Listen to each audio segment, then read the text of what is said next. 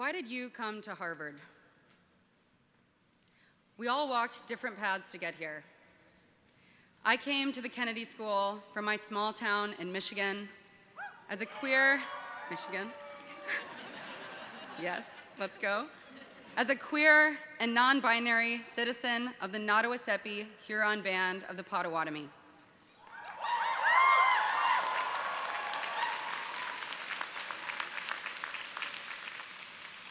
I never felt destined for this place, but my application was full of grand visions of justice, and I came here on a mission to get land back to Indigenous tribes and to fight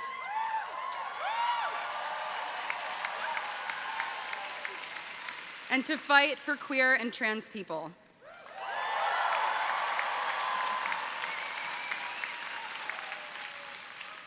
Maybe you, like me, imagined the leader you could be or the impact you could have. And maybe you, like me, found that when you got here, your biggest problem was more like not knowing how to format your Excel spreadsheet.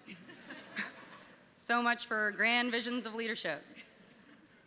Maybe you, like me, had a quiet voice inside that wondered whether you would make it to the ceremony at all. This became even more real for me 5 months ago. On December 23rd, 2022, while I was holiday shopping back home, I was shot by 2 boys in a carjacking gone wrong. As I waited for the EMTs, my leg went numb, and I grew really tired, and I found myself thinking, I am 1 semester away from graduating. I know it might be weird that I was thinking that. At that moment, I heard the laughs. But I had doubted whether I would be here to begin with, and I was so close. And I was thinking, will my parents have to attend my funeral instead of my commencement? Have I spent all this time preparing for a future that I won't have? During our time here, we've experienced a pandemic, floods and earthquakes, wars and invasions, daily physical and mental health struggles, and more. When I was in the hospital, relearning how to walk, I wasn't sure how I would return here, much less realize the future that I'd envisioned for myself. I couldn't see how my life would get back on track. But I started to, 1 step at a time. My mom helped me get from the hospital bed to the chair. The next day, I made it to the door and back. When friends flew in to help, I'd ask them to join me for a walk every afternoon. And they'd look out at the snow and the sleet and our Michigan winter, and they'd say something like outside, really? But we went every day, limping through a bleak Michigan winter at a snail's pace with my mom on one side and a friend on the other. I started to move forward. I came to realize that I didn't need to see the destination. All I needed to see was one next step. We're here because we have big dreams, and it can be scary to even imagine reaching them. In your moments of uncertainty, just look for that next step. You haven't solved immigrant justice, but you can keep using Duolingo so you can speak to your clients in their own language. You haven't solved residential segregation, but you can show up to the next community meeting on affordable housing. And when all else fails, you can just get 8 hours of sleep or eat something other than pizza. 5 months ago, it seemed impossible that I would make it to the ceremony, let alone be here on the stage with my mom's hero, Tom Hanks.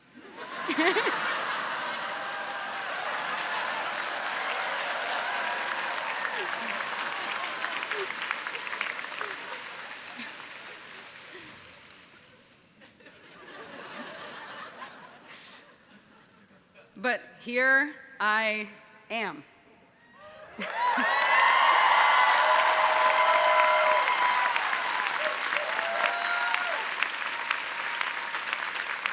And while it's me you see standing here today, I do not stand alone.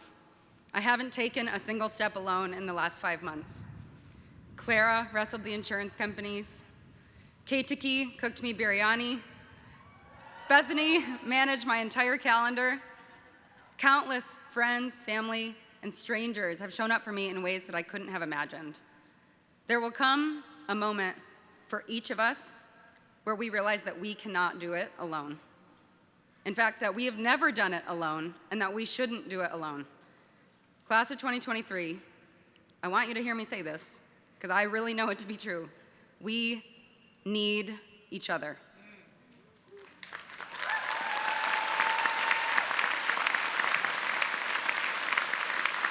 In your moments of doubt, who was there with you? Maybe it was a friend offering dinner, a call home, a mentor with sound advice. The poet, Gwendolyn Brooks, wrote, "We are each other's harvest. We are each other's business. We are each other's magnitude and bond." I was fortunate to find my harvest here at Harvard. In the process of chasing your dreams, you will need people to comfort you, to coach you, to tell you that you have spinach in your teeth. And when you find yourself in your own cold Michigan winter, you will need people to walk alongside you. Some of those people are here today. So, this is it. In a few moments, we will take our next step out of these gates and into the world. We don't know what lies ahead, but the next time you find yourself wondering if you can face the challenge, today is your proof. We made it, and we will make it again, one step at a time and never alone. Thank you.